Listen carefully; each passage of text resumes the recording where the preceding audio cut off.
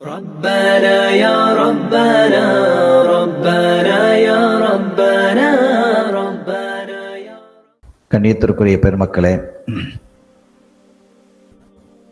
நமது உயிரினும் எளிய காத்தமுன் நபி முஹம்மதுர் ரசூலுல்லாஹி ஸல்லல்லாஹு அலைஹி வஸல்லம் அவர்களது அறிந்து கொள்வோம் என்ற தலைப்பில் வரக்கூடிய இந்த மஜ்லிஸில்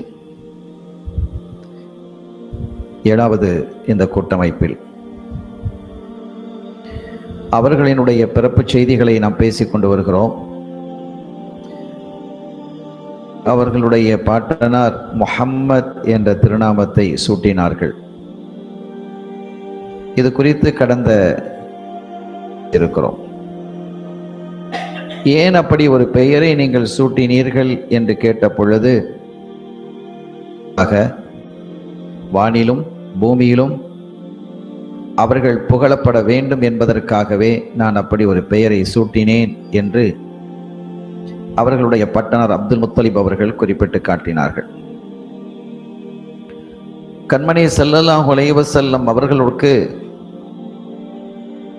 ஏறக்குறைய 1000 திருநாமங்கள் இருக்கிறதாக வரலாற்று ஆசிரியர்கள் குறிப்பிடுகிறார்கள். ஹதீதினுடைய பார்வையில் கிடைக்க பெற்றாலும் கூட பல பெயர்களை நாம் பார்க்க முடிகிறது. அல்லாஹ்வினுடைய திருநாமம் என்று சொல்லும் பொழுது 99 திருநாமங்கள் என்று ஹதீது சொல்லி காட்டுகிறது. லில்லாஹி திஸ்அத்துன் வ திஸ்ஊன இஸ்மம் மிஆ, 100க்கு 1 குறைவாக அல்லாஹ்வுக்கு 99 திருநாமங்கள் இருக்கிறது என்று அஸ்மாவுல் ஹுஸ்னாவை நம்ம ஓதி வர்றோம். வானிலை சொல்லப்பட்ட பெயர்கள் அது. அல்லாஹ்வினுடைய திருநாமம் என்று எடுத்துக்கொண்டால் ஹன்னான் என்ற பெயர்கள் எல்லாம் ஹதீதுகளிலே வருகிறது. ஹன்னான் என்ற பெயர்கள் எல்லாம் அஸ்மாவுல் ஹுஸ்னாவில் இல்லை. உண்டான திருநாமத்தை பற்றி சூஃபியாக்கள் எழுதும் பொழுது 3000 திருநாமங்கள் இருப்பதாக எழுதுகிறார்கள். திருநாமங்கள் கண்மணி நாயகம் ஸல்லல்லாஹு அலைஹி வஸல்லம் அவர்களுக்கு இருக்கிறது என்று அவர்கள் குறிப்பிட்டு விட்டு, ரசூலுல்லாஹி ஸல்லல்லாஹு அலைஹி வஸல்லம் அவர்களே தன்னுடைய சில பெயர்களை குறிப்பிட்டு காட்டியிருக்கிறாங்க. நான் யார்? அன முஹம்மத் இருக்கிறேன். அன அஹ்மத், நான் அஹ்மதாக இருக்கிறேன். ஹாமித், அழிக்கக்கூடியவனாக, பாவங்களை அழிக்கக்கூடியவனாக இருக்கிறேன். இவை இந்த பெயர்கள் எல்லாம் இடம்பெறக்கூடிய ஹதீது மிகவும் வலிமையான முத்தவாத்திரான ஹதீதுகள். சொன்னால் பாவங்களை அழிக்கக்கூடியவன், ஷிர்கை அழிக்கக்கூடியவனாக நான் இருக்கிறேன். அல்லாமல் ஹாமித், புகழக்கூடியவனாக இருக்கிறேன் அல்லாஹ்வை. ஹாஷிர், எழுப்பக்கூடியவனாக இருக்கிறேன். நாளை மறுவுலகத்தில் என்னை முதலாவதாக எழுப்பப்படும், என்னுடைய காலடியில் தான் மக்களை எழுப்புவார். அதனால் எனக்கு ஹாஷிர் என்ற பெயரும் இருக்கிறது. ரசூல் ஸல்லல்லாஹு அலைஹி வஸல்லம் உடைய குன்னியத்து பெயர்களாக அபுல் காசிம் என்று பெயர் இருக்கிறது. அபு இப்ராஹிம் என்று பெயர் இருக்கிறது. காசிம் பிள்ளை இருந்ததுனால அபுல் காசிம், காசிமுடைய தந்தை. இப்ராஹிம் என்று ஒரு பிள்ளை இருந்ததுனால அபு இப்ராஹிம், இப்ராஹிமுடைய தந்தை என்ற பெயர் இருக்கிறது. அது அல்லாமல் தன்னை பற்றி சொல்லும் பொழுது நபியுர் ரஹ்மா அப்படின்னு ஒரு பெயரை படிச்சு கொடுக்கிறாங்க.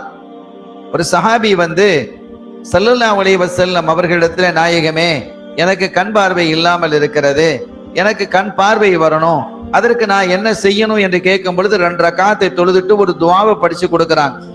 அந்த துஆவிலே நபியுர் ரஹ்மா என்று இருக்கிறது. இறைவா, இந்த நபியுர் ரஹ்மாவை கொண்டு நான் கேட்கிறேன் என்று. இதெல்லாம் வலிமையான ஒரு ஹதீத், வசீலாவுக்கு ஆதாரமான வலிமையான ஹதீதுகள் இதுகள். நபியுர் ரஹ்மா என்ற ஒரு திருநாமம் இருக்கிறது.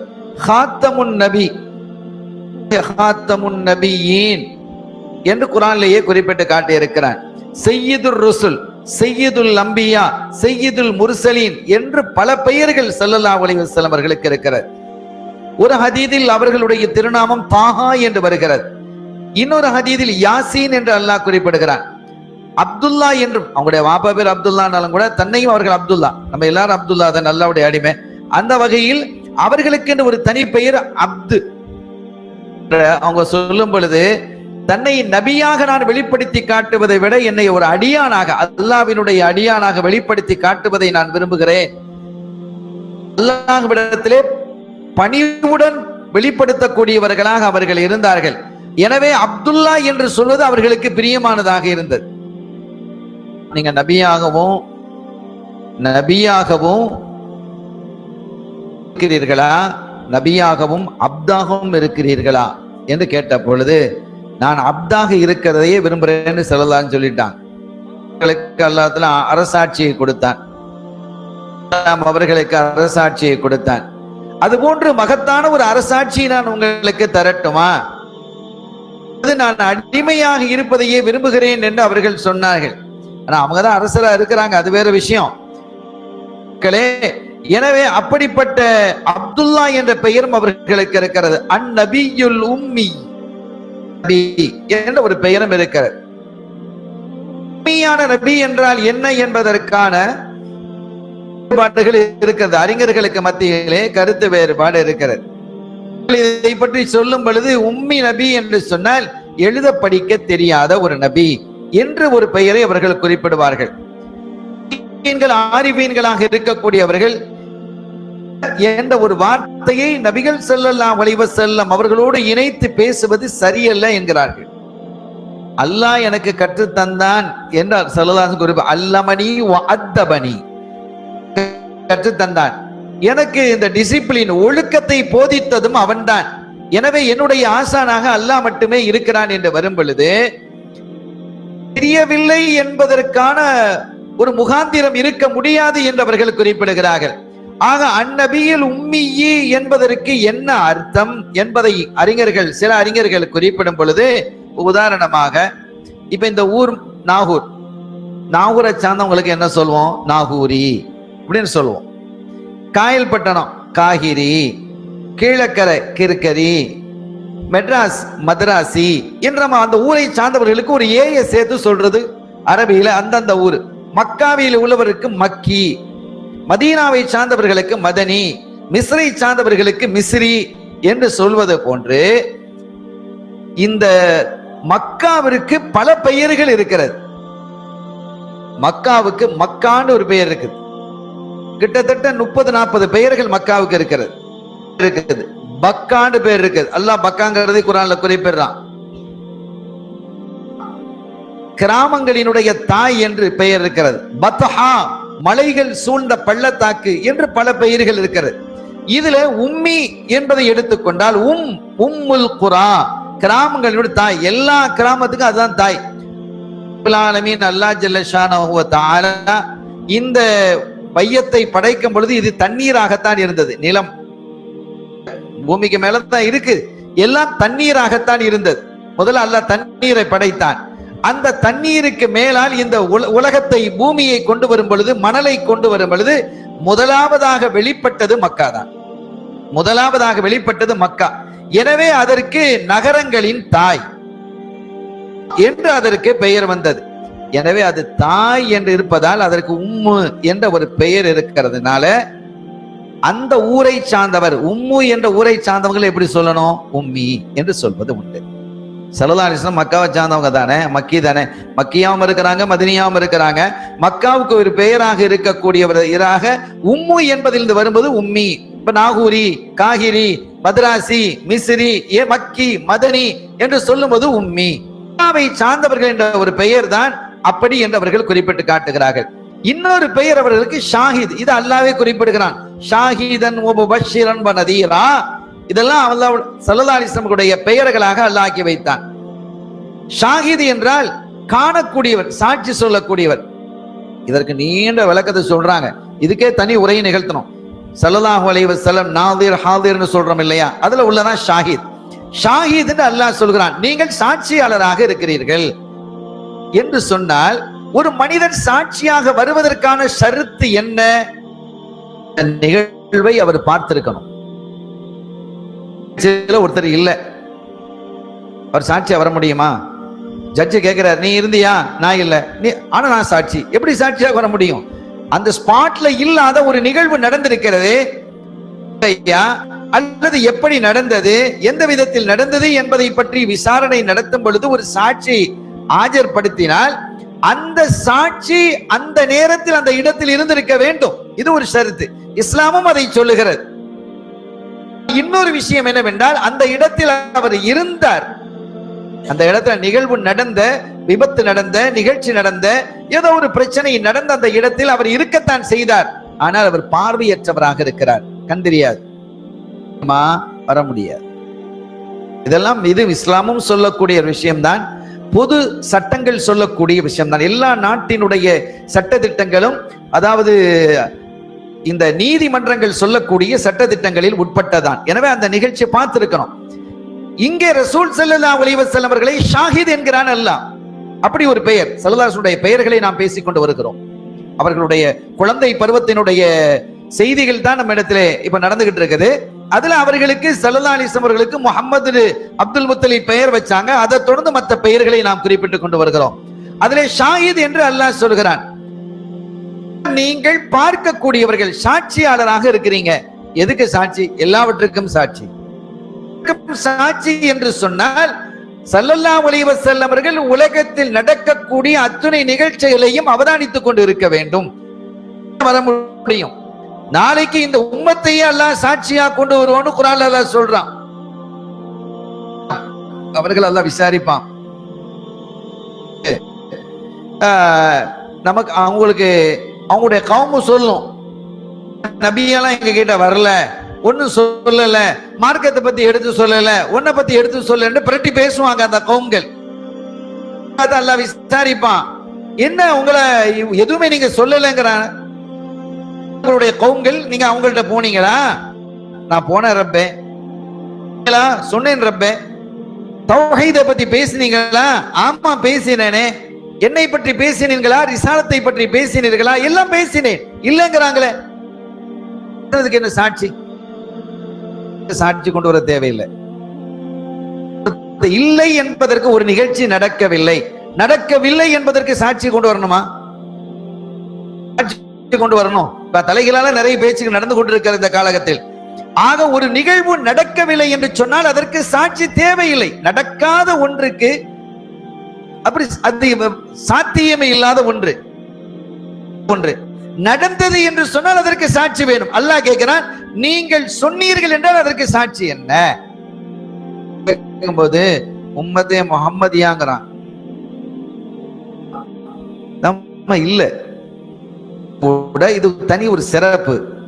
எப்படி இந்த உம்மத்தில் அல்லாஹ் தஆலா அழைக்கிறான், இந்த உம்மத்தினுடைய முக்கிய நபர்களை அழைத்து நீங்களாம் சாட்சியா? உங்களுக்கு தெரியுமா? ஆமா தெரியும். எல்லாத்தையும் எடுத்து சொன்னாங்களா? சத்தியத்தை எடுத்து சொன்னாங்களா? ஆமா. யாரு சொல்லுவா சாட்சி? எவ்வளவு பெரிய பாக்கியத்தை எல்லாம் இந்த சமூகத்திற்கு தந்திருக்கிறான். நாமும் ஷாஹிதீன்களாக இருக்கிறோம். அவர்களுடைய காலம் என்ன, உங்களுடைய காலம் என்ன? அந்த காலத்தில் நீங்கள் வாழ்ந்தீர்களா? வாழவில்லை. இந்த நபியை பார்த்தீங்களா? பார்க்க இல்லை. அவங்க பேசுறது தெரியுமா? தெரியல. பிறகு எப்படி நீங்க சாட்சியாக வர முடியும்? இறைவா, அது உண்மைதான். பார்த்திருந்தால் தான் சாட்சி சொல்ல முடியும். இதெல்லாம் உண்மை.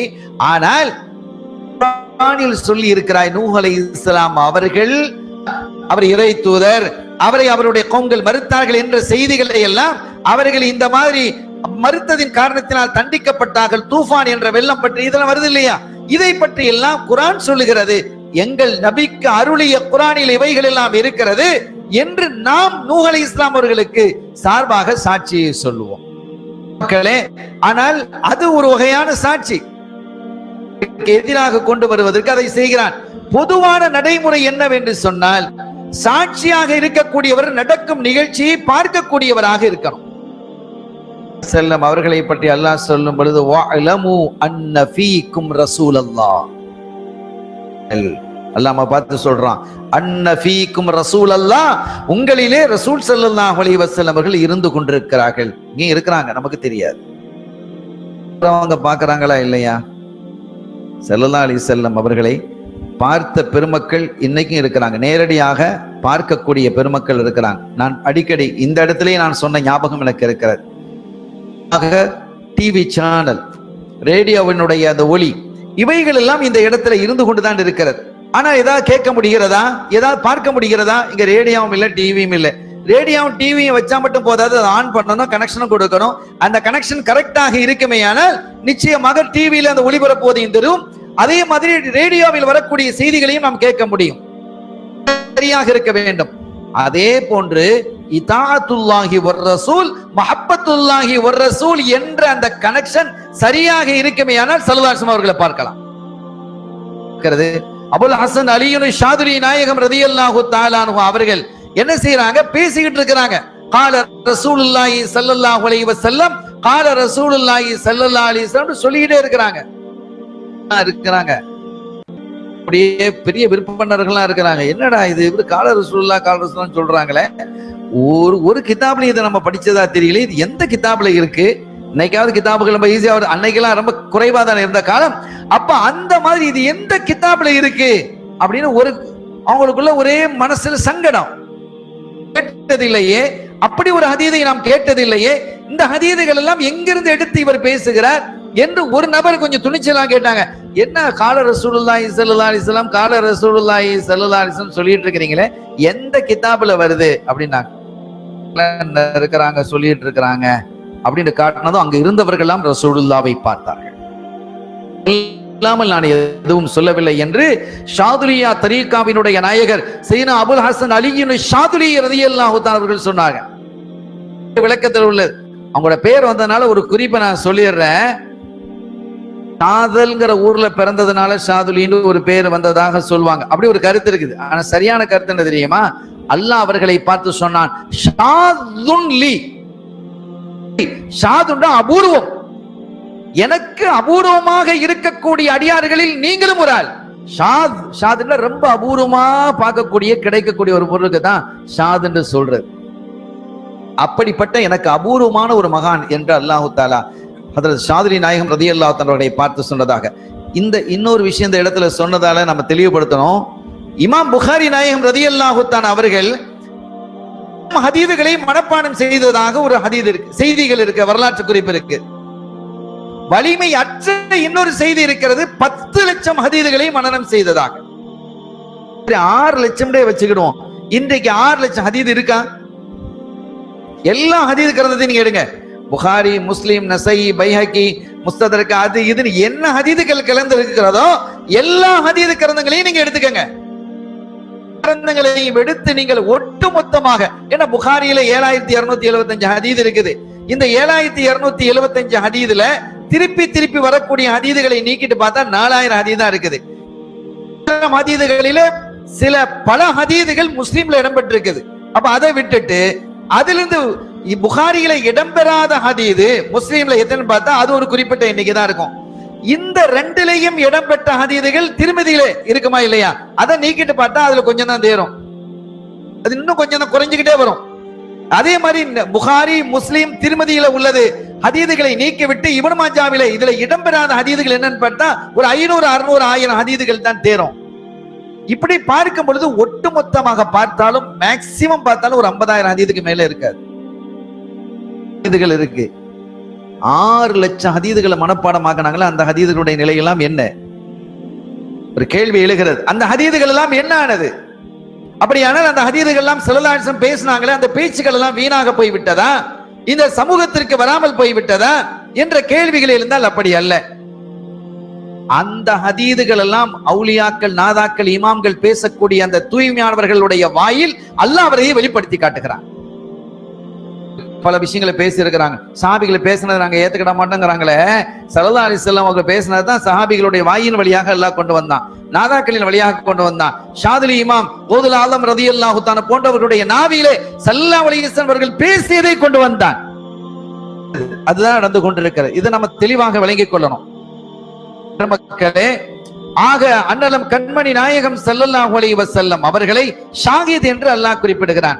ஷாஹித் என்று சொன்னால் அவங்க பார்த்துக்கிட்டு இருக்கிறாங்க. வஅலமு அன்ன ஃபீக்கும் ரசூலல்லாஹ், உங்களிலே அல்லாஹ்வின் திருத்தூதர் ஸல்லல்லாஹு அலைஹி வஸல்லம் அவர்கள் இருந்து கொண்டிருக்கிறாங்க.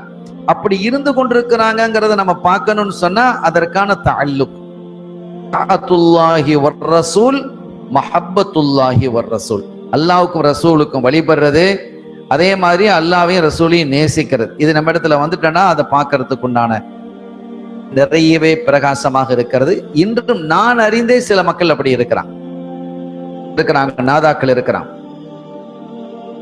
தௌஃபீக்கை நமக்கும் தந்தருள் பாலிப்பானாக. அதே போன்று அவர்கள் முபஷீராக இருக்கிறார்கள். அவர்களுடைய திருநாமங்களில் ஒன்று முபஷீர், கொண்டு சுப செய்தி சொல்லக்கூடியவர்கள். பல செய்திகள் நான் சொல்லணுங்கிறதுனால இது அப்படியே பெயர்களை மட்டும் தபர்ருக் பரக்கத்துக்காக நான் சொல்லிவிட்டு நான் அடுத்த செய்திக்கு வருகிறேன். நதீர், எச்சரிக்கை கூடியவர்களாக இருக்கிறாங்க. பஷீரம் வ நதீரா, நரகத்தை கொண்டு எச்சரிக்கை, அல்லாஹ்வினுடைய தண்டனையை கொண்டு எச்சரிக்கை, ஆகிரத்தில் ஏற்படக்கூடிய பயங்கரங்களை கொண்டு எச்சரிக்கை செய்யக்கூடியவர்களாக கண்மணி ஸல்லல்லாஹு அலைஹி வஸல்லம் அவர்கள் இருக்கிறார்கள். சத்தியத்தின் பால் அழைக்கக்கூடியவர்களாக அவர்கள் இருக்கிறாங்க. இதெல்லாம் குர்ஆனுடைய பெயர்கள். முதக்கிர் இவர்களாக இருக்கிறாங்க. அல்லாஹ்வை நினைவு கூறக்கூடியவர்களாக, கியாமத்தை நிறைவு கூறக்கூடியவர்களாக, சுவன நரகத்தை நினைவு கூறக்கூடியவர்களாக அவர்கள் இருக்கிறார்கள். முஸம்மில், முத்தஸிர், மஹ்தி, அவர்கள் நேர்வழி காட்டக்கூடியவர்களாக இருக்கிறார்கள். ஷஹீதாக இருக்கிறாங்க. ஷாஃபி, அன ஷாஃபிஉன் முஷஃபூன், ஒரு ஹதீஸ் அவங்க சொல்றாங்க, நான் ஷாஃபிஆகவும் இருக்கிறேன், முஷஃபஆகவும் இருக்கிறேன். கியாமத்தில் முதலாவதாக பரிந்துரை செய்யக்கூடியவன் நான், அதனால ஷாஃபி. முதலாவதாக என்னுடைய பரிந்துரையை தான் அல்லாஹ் ஏற்பான், எனவே முஷஃபா, பரிந்துரை ஷஃபாத், ஏற்கப்பட்டவர் என்ற பெயரும் எனக்கு இருக்கிறது என்று இப்படி ஒரு நீண்ட பட்டியல் இருக்கிறது. இது அல்லாம தௌராத்து வேதம் அந்த அப்ரானி பாஷையில் இறங்கிச்சு. அவர்களுக்கு நிறைய பெயர்கள், தம் தாம், கம் காம், சம்சாம், மீத என்றெல்லாம் அவர்களுடைய திருநாமங்கள் தௌராத்தில் பதியப்பட்டிருந்ததாக ஹதீதுகள் நமக்கு சுட்டிக்காட்டுகிறது. இப்படி அற்புதமான பல பெயர்களால் முஹம்மதுர் ரசூலுல்லாஹி ஸல்லல்லாஹு அலைஹி வஸல்லம் அவர்களை அல்லாஹ் பல பெயர்களை கொண்டு சிறப்பாக்கி சங்கைப்படுத்தி இந்த உலகத்தில் யாருக்கும் இல்லாத ஒரு சிறப்பை அவர்களுக்கு வழங்கி இருக்கிறான் என்பதை நாம் புரிந்து கொள்வோமாக. மக்களே, அவர்களுடைய வம்ச வழி தொடரை நாம் எடுத்துக்கொண்டால் அத்துணையும் பரிசுத்தமானதாக இருக்கிறது. அவர்களுடைய தந்தை அப்துல்லா, அவர்களுடைய தந்தை அப்துல் முத்தலிப், அவர்களுடைய தந்தை ஹாஷிம், அவர்களுடைய தந்தை அப்து முனாஃப், அவர்களுடைய தந்தை குசை, கிலாப், முர்ரா, காப், லுஐ, காலிப், ஃபிஹ்ர், மாலிக், நல்ர், கீனானா, முத்ரிகா, இல்யாஸ், முலர், நிசார், மஹித், அத்னான் என்ற அவர்களுடைய தொடரை பற்றி ரசூல் ஸல்லல்லாஹு அலைஹி வஸல்லம் அவர்கள் அத்னான் வரைக்கும் என்ன செஞ்சிருக்கிறாங்க, குறிப்பிட்டு காட்டியது ஹதீதுகள்ல இருக்குது. சிலர் ஆதம் அலைஹிஸ்ஸலாம் அவர்களுக்கு வரை உண்டான தொடரையும் எழுதியிருக்கிறாங்க. சில அறிஞர்கள் வரலாற்றிலே அந்த தொடர் இருக்கிறது என்ற போதிலும் கூட ஸல்லல்லாஹு அலைஹி வஸல்லம் அவர்கள் தன்னுடைய வம்சத்தை பற்றி சொன்னதாக, தன்னுடைய நசபை பற்றி சொன்னதாக இருக்கக்கூடிய இப்போது நாம் காண கிடைக்கக்கூடிய ஹதீதுகளிலே இருப்பது இந்த 21 தலைமுறை கொண்டானது இருக்கிறது. இந்த 21 தலைமுறையும் பிள்ளைகளுக்கு படிச்சு கொடுக்கணும். உங்களுடைய பிள்ளைகளுக்கு அகீதத்துல் அவாம்னு முந்தைய காலத்துல படிச்சு கொடுப்பாங்க. அப்தாஉ பிஸ்மில்லாஹி வர்ரஹ்மானி, இந்த பைத்தாகவே இருக்கும். அகீதத்துல் அவாம், பொதுமக்களினுடைய அகீதா, அத பொதுமக்களுக்கு கற்றுக் கொடுக்க வேண்டியது. இது ஒரு காலத்துல எல்லா ஊர்களையும், அதாவது முஸ்லிம்கள் நிறைந்து வாழக்கூடிய, உலமாக்கள் நிறைந்து வாழக்கூடிய ஊர்களில் எல்லாம் எல்லாரும் பாடமாக்கி வச்சிருந்தாங்க. இப்ப நிறைய எல்லாம் மறந்து போயாச்சு. ஆனா இன்னைக்கு அந்த கிதாபுகள் இருக்கு, வீடுல படிக்கணும். ஸல்லல்லாஹு அலைஹி வஸல்லம் அவர்களினுடைய பெயர்கள், அவர்களுடைய தந்தைமார் பெயர்கள், அவங்களுடைய நசபு, அவங்களுடைய மனைவிமார் பெயர்கள், பிள்ளைகளுடைய பெயர்கள்லாம் அந்த சுருக்கமா அந்த பைத்துகள்லாம் வந்துடும். அழகான ஒரு பைத், அதுக்கு பெயர், அதுக்கு ஷரகம் இருக்குது. சில மதரசாக்கள்லாம் ஓதியும் கொடுக்கிறாங்க. எனவே அருமையான பெருமக்களே, இன்ஷா அல்லாஹ் அதை நாம என்ன செய்வோம், என்னுடைய விருப்பம் அந்த அகீதத்துல் அவாம ஒரு சின்ன புக்லெட் தான் இந்த அல் இஹ்சான் ட்ரஸ்ட் மூலமாக கூட மக்களுக்கு வழங்கினால் அவங்களுடைய வீடுகள்ல என்ன செய்வாங்க, அதை ஓதி வருவாங்க. அது ஒரு பெரிய பாக்கியமா இருக்கும், பெரிய சவாப் இல்லையா? இன்ஷா அல்லாஹ். இப்ப அவர்களினுடைய இந்த வம்ச தொடர்களை பற்றி உண்டான சிறப்புகளை பற்றி அவங்களே நிறைய சொல்லி இருக்கிறாங்க ஸல்லல்லாஹு அலைஹி வஸல்லம். ஒரு கட்டத்துல ரலியல்லாஹு தான் இஸ்லாத்துக்கு வந்ததுக்கு பிறகு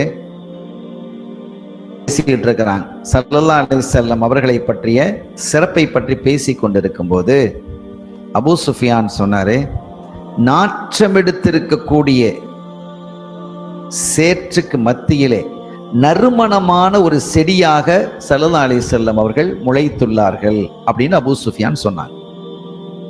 எடுக்கக்கூடிய சேற்றுக்கு மத்தியிலே சேத்துல ஒரு பகுதியிலே நறுமணம் கவளக்கூடிய மலராக, அற்புதமான மலராக கண்மணி நாயகம் ஸல்லல்லாஹு அலைஹி வஸல்லம் அவர்கள் அப்படின்னு சொன்ன போது, இது இந்த செய்தி ரசூல் ஸல்லல்லாஹு அலைஹி வஸல்லம் கூட போய் சொல்லப்பட்டது. இது ஒரு நிகழ்வு.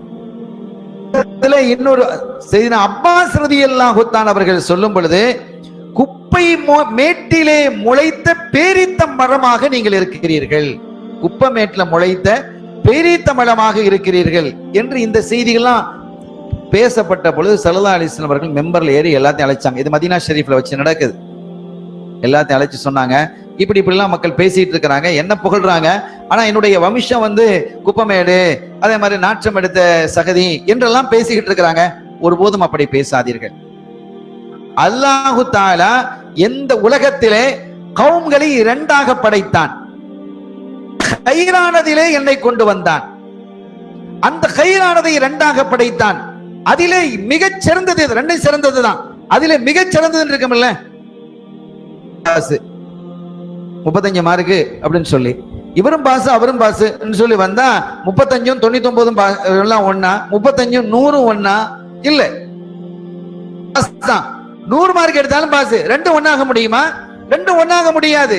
ஆக ரெண்டு பாஸ் ஆக இருந்தாலும் கூட அதுல கைரானதை அல்லாஹ் எனக்கு கொண்டு வந்தான், நான் கைரானதாக இருக்கிறேன் என்று என்ன செய்கிறார்கள் ஸல்லல்லாஹு சொல்லிவிட்டு அந்த கைரானதிலேயே மிக சிறப்பானது என்று ஒரு தொடராக கொள்ளிட்டு வர்றாங்க.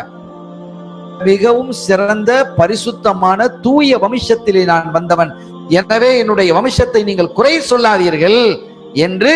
அது மாத்திரமல்ல, என்னுடைய ஆபாக்கள் எல்லாம் இறைவனை வணங்கி வழிபட்டு வந்தவர்களினுடைய அடிப்படையில் இருந்தாங்க. அப்பாஸ் நாயகம் கேட்கிறாங்க, நாயகமே ஆதம் அலைஹிஸ்ஸலாம் அவர்கள் சொர்க்கலோகத்தில் இருக்கும் போது நீங்க எங்க இருந்தீங்கன்னு கேட்டாங்க. நீங்க எங்க இருந்தீங்கன்னு கேட்டாங்க. ஸல்லல்லாஹு அலைஹி வஸல்லம் சிரிச்சிட்டாங்க. அவங்க முதுகுந்தண்டில தான் நான் இருந்தேன். சூஃபியாக்கள் இதுக்கு விளக்கம் எழுதுவாங்க, ஒவ்வொன்றுக்கும் விளக்கம் எழுதிட்டு வர்றாங்க. இப்ராஹிம் அலைஹிஸ்ஸலாம், நூஹ் அலைஹிஸ்ஸலாம் அவர்கள் கப்பலிலே பிரயாணிக்கும் பொழுது அவர்களுடைய முதுகுந்தண்டில் நான் இருந்தேன். இப்ராஹிம் அலைஹிஸ்ஸலாம் அவர்களை நெருப்பு போடும் பொழுது அவர்களுடைய முதுகுந்தண்டிலே நான் இருந்தேன். இஸ்மாயில் அலைஹிஸ்ஸலாம் அவர்களை அறுக்கப்படும் பொழுது அவர்களுடைய முதுகுந்தண்டிலே இருந்தேன். சூஃபியாக்கள் இதுக்கு விளக்கம் சொல்றாங்க, ஆரிவீன்கள். அப்படி இருந்ததால் தான் நெருப்பில் இருந்து அவர்கள் பாதுகாக்கப்பட்டார்கள், பாதுகாக்கப்பட்டார்கள். கப்பல் மூழ்காமல் பாதுகாக்கப்பட்டது என்ற விளக்கத்தை எல்லாம் அறிஞர்கள் சொல்லுவார்கள். மக்களே, ரசூலுல்லாஹி ஸல்லல்லாஹு அலைஹி வஸல்லம் அவர்களுடைய குடும்ப பாரம்பரியம் என்பது மகத்தானதும் மாண்பானதும் அழகானதும் அறிவார்ந்ததும். அப்படி ஒரு குடும்பம் இல்லை என்று ஸல்லல்லாஹு அலைஹி வஸல்லம் அவர்களே என்ன செய்றாங்க, குறிப்பிட்டு காட்டுகிறார்கள். இப்படியாக நாம் சொல்லக்கூடிய செய்தி, ஸல்லல்லாஹு அலைஹி வஸல்லம் அவர்கள் பிறக்கக்கூடிய காலத்தில் ஒரு சூழல் உருவானது. சில அறிஞர்கள், கிறிஸ்தவ அறிஞர்கள், இவர்களெல்லாம் இதை உணர்ந்துகிட்டாங்க. ரசூல் ஸல்லல்லாஹு அலைஹி வஸல்லம் அவர்கள் பிறக்கக்கூடிய காலம் நெருங்கிவிட்டது. நபியுர் ரஹ்மா, அந்த நபியுல் முன்ததர், எதிர்பார்க்கப்பட்ட நபி வரக்கூடிய காலம் நெருங்கிவிட்டது என்ற காரணத்தினால் அந்த பரபரப்பை ஏற்பட்டு சில பேர் அதை மக்கால தான் என்ன செய்வாங்க, அது தோன்றுவாங்கிற செய்திகள்லாம் மக்காவில இருக்கக்கூடிய சில அறிஞர்களுக்கு கிடைச்சது. தன் பிள்ளைகளுக்கு முகம்மதுன்னு பேரை வச்சாங்க, என் பிள்ளை நபியா வரணும் அப்படின்னு வச்சாங்க. ஆனா முதலாவது வைக்கப்பட்டது ஸல்லல்லாஹு அலைஹி வஸல்லம் தான். ஆனா ஒவ்வொருத்தரும் என்ன செஞ்சாங்க, முகம்மது என்ன செஞ்சாங்க, பெயர்களை வச்சாங்க. அப்படி பெயர்களை வைத்தவர்கள் 6 பேர் இருந்தாங்க. அவருடைய வயதை ஒட்டி, அவர்கள் பிறந்த காலத்தை ஒட்டி பெயர் வைக்கப்பட்டவர்கள் 6 பேர். முஹம்மது இப்னு உஹைஹா, சலமா, முஹம்மது இப்னு பரா, முஹம்மது இப்னு சுஃபியான், இம்ரான், முஹம்மது இப்னு குஸாய் என்று 6 பேர் இருந்தாங்க. ஸல்லல்லாஹு அலைஹி வஸல்லம் இல்லாம 6 பேர்கள் எனக்கு செய்யப்பட்டது. அவர்களுடைய தந்தைமார்கள் எல்லாம் தங்களுடைய பிள்ளைகளுக்கு முஹம்மதுன்னு பேரை வச்சு, அப்படிப்பட்ட இறுதி தீர்க்கதரிசியாக தம் பிள்ளை இருக்கணும் என்று ஆய்வு செய்து என்ன செஞ்சாங்க, பல அறிஞர். அவங்க எல்லாம் வியாபார நிமித்தமாக ஷாமுக்கு போவாங்க. இந்தியாதான் அறிஞர்கள் நிறைந்திருக்கக்கூடிய கூடாரமாக இருந்தது அன்றைய காலத்தில். பிசினஸ் அங்கதான் இருந்தது. எனவே அங்கே தொழில் துறைக்காக பிசினஸுக்காக செல்லக்கூடிய குறைஷிகள் இந்த விஷயங்களை எல்லாம் கேட்டுக்கொண்டு வந்து தங்களினுடைய பிள்ளைகளுக்கு முஹம்மது முஹம்மதுன்னு பேரை வச்சாங்க. அப்படி 6 பேர் வச்சாங்க. ஆனா அல்லாஹ் பாருங்க, தன்னுடைய ஹபீபாக தேர்ந்தெடுத்துட்டு நானும் முஹம்மது தான் அப்படின்னு போட்டி போடலாமா இல்லையா? இந்த அறிஞர்கள் ரொம்ப அற்புதமா எழுதுறாங்க. யாரும் போட்டி போடாத வண்ணம் இந்த இல்திபாஸ் ஏற்பட்டு விடக்கூடாது. முஹம்மது என்றால் ஒன்றுதான் ஸல்லல்லாஹு அலைஹி வஸல்லம். எனவே மற்றவர்களுக்கு ஒரு நபி என்று சில பேர் ரசூலுல்லாஹ்வுடைய காலத்திலேயே நான் நபின்னு போராடினவங்க இருக்கிறாங்க. ஒரு பொம்பளை தன்னை நபின்னு சொன்னான் என்று சொன்னான். இப்னு சய்யாத் என்று இப்படி பலரும் தன்னை நபி என்று பிரகடனப்படுத்தினார்கள் ஸல்லல்லாஹு அலைஹி வஸல்லம் அந்திம காலத்தில். யாரும் அப்படி நபி என்று தன்னை பிரகடனப்படுத்திய யாரும் முஹம்மது என்ற பெயருக்கு சொந்தக்காரர்கள் இல்லை. இந்த 6 பேர்ல யாரும் வரல. 6 பேர் தானே இருந்தாங்க. அதுக்கு பிறகு ஸல்லல்லாஹு அலைஹி வஸல்லம் உடைய திருநாமம் என்று வந்து பல பேர் சஹாபிகள் தங்களுடைய பிள்ளைகளுக்கு முஹம்மதுன்னு பெயர் வச்சாங்க. பிள்ளைங்க முஹம்மதுன்னு பெயர் வச்சாங்க. ஃபாத்திமா நாயகியுடைய மனைவி அவங்க மூலமாக பிறக்காத இன்னொரு மனைவியின் மூலமாக பிறந்தது அலி ரலியல்லாஹு தஆலா. எனவே இப்படி எல்லாம் பெயர்களை வச்சிருக்கிறாங்க. ஆனா கண்மணி நாயகம் ஸல்லல்லாஹு அலைஹி வஸல்லம் உடைய காலத்தில் பிறந்த அந்த பிள்ளைகள் 6 பேர். அந்த 6 பேருடைய பட்டியலையும் நாம் இப்போது சொல்லி இருக்கிறோம். சங்கைக்குரிய பெருமக்களே, எனவே முஹம்மது என்ற பெயரில் நுபுவத்தினுடைய குழப்பம் வந்துவிடக் கூடாது என்பதில் அல்லாஹ் கண்ணுங்கருத்துமாக இருந்து எந்த விதமான குழப்பமும் ஏற்படாமல் பாதுகாத்துக் கொண்டான் என்று பெருமக்கள் நமக்கு சொல்கிறார்கள். அதற்கு அடுத்தபடியாக அவர்களுக்கு பாலூட்டியவர்கள் ஸல்லல்லாஹு அலைஹி வஸல்லம் அவங்களுடைய தந்தையோடு பிறந்தவர்கள் யார், அவர்களுடைய இயற்பெயர் என்ன, அவர்களுடைய வரலாறு என்ன என்பதெல்லாம் ஒரு நீண்ட செய்தியா இருக்கு. அதெல்லாம் பேசினா கியாமத்தாயிடும், அவ்வளவு பேச முடியாது, அவ்வளவு செய்திகள். ஆனாலும் கூட ஒரு சுருக்கமாகத்தான் சில விஷயங்களை நம்ம என்ன சில விஷயங்களை நம்ம விட்டுட்டு தான் வர வேண்டியிருக்குது. ஸல்லல்லாஹு அலைஹி வஸல்லம் அவர்களுடைய தொடர்புடையதுதான். எடுத்துக்கிட்டேன்னு சொன்னா அவங்களுடைய சாச்சாமார்கள் ஸல்லல்லாஹு அலைஹி வஸல்லம் அம்மு பெரியப்பாமார்கள் இருக்கிறாங்க. இனி அவங்களுடைய வரலாறுகள் என்று தனி வரலாறே இருக்கிறது. இவைகளை எல்லாம் விரித்து பேசிக் கொண்டிருக்க முடியாது, நேரம் காலம் நமக்கு போதாது. ஒரு குறிப்பிட்ட காலத்தில் ஒரு மாசத்துல ஒரு முறை தான் நம்ம பேசுறோம். எனவே மட்டுமே நம்ம என்ன செய்ய வேண்டியிருக்கு, தர வேண்டியது இருக்கிறதுங்கிறதை நாம் சொல்கிறோம். அதற்கடுத்து முர்திஆத் ஸல்லல்லாஹு அலைஹி வஸல்லம் அவர்களுக்கு பாலூட்டியவர்கள் சில பேர் பாலூட்டி இருக்கிறாங்க. அதுல முக்கியமானவங்க ஆமினா நாயகி ரலியல்லாஹு தஆலா பாலூட்டி இருக்கிறாங்க. அடுத்தபடி அவர்களுக்கு பாலூட்டியது பரக்கா. பரக்கா என்று சொல்லக்கூடிய உம்மு ஐமன் ரலியல்லாஹு தஆலா அன்ஹா அவர்கள். உம்மு ஐமன் அவர்களை பற்றி சொல்லும் பொழுது உம்மி பஅத உம்மி, என்னை பெற்றெடுத்த தாய்க்கு பிறகு அடுத்த தாயாக உம்மு ஐமன் ரலியல்லாஹு தஆலா இருக்கிறாங்கன்னு ஸல்லல்லாஹு அலைஹி வஸல்லம் அவர்கள் குறிப்பிட்ட அந்த உம்மு ஐமனும் அவர்களுக்கு பாலூட்டி இருக்கிறார்கள். உம்மு ஐமன் ரலியல்லாஹு தஆலா அன்ஹா இவங்க யாரு அப்படின்னு கேட்டா, பாப்பா தந்தை இருந்தாங்களே அப்துல்லா நாயகம், அவங்களுடைய அடிமை பெண் இருந்தவங்க. அதற்கு பிறகு அவங்களுடைய வஃபாத்திற்கு பிறகு ஸல்லல்லாஹு அலைஹி வஸல்லம் அவர்களுடைய தாயாருடைய உம்மு ஐமன் நாயகி இருந்தாங்க. அபுவா என்ற இடத்துல மதீனா ஷெரீஃபுக்கு போயிட்டு வரும்பொழுது அபுவா என்ற இடத்துல தாயார் வஃபாத்தான போது அதை பராமரிக்கக்கூடிய பொறுப்பை அல்லாஹ் தஆலா எடுத்துக்கிட்டாங்க. அவங்களும் என்ன செஞ்சிருக்கிறாங்க, பால் கொடுத்திருக்கிறாங்க. ரசூல் ஸல்லல்லாஹு அலைஹி வஸல்லம் அவர்களுக்கு பால் கொடுத்திருக்கிறார்கள். முத்தலிப் அவங்க தான் பொறுப்பு எடுத்துக்கிட்டாங்க. அந்த பொறுப்பை உம்மு ஐமன்ட்ட கொடுத்து, உம்மு ஐமன் நீ நல்லா பார்த்துக்கிடணும், என் பிள்ளைய நல்லா பார்த்துக்கிடணும் அப்படின்னு சொல்லி வச்சிருந்தாங்க. சம்பந்தமான சில செய்திகள் நம்ம சொல்ல இருக்கிறோம்.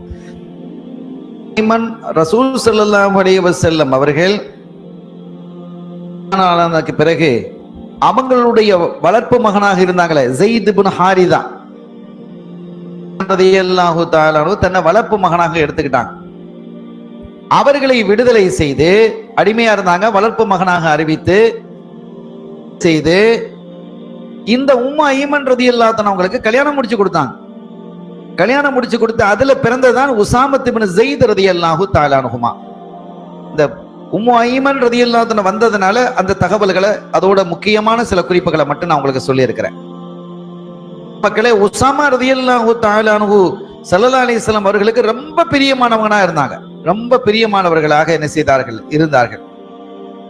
கவனிக்க வேண்டியது பாருங்க, உம்மு ஐமன் ரலியல்லாஹு தஆலா அன்ஹா அவங்க ரசூலுல்லாஹ்வுக்கு பால் கொடுத்திருக்கிறாங்க. அப்ப தாயினுடைய நிலை, அவங்களே சொன்னாங்க, என்னுடைய தாய், என்னை பெற்றெடுத்த தாய்க்கு அடுத்த தாயாக உம்மு ஐமனை நான் பார்க்கிறேன் என்று சொல்லிட்டாங்க.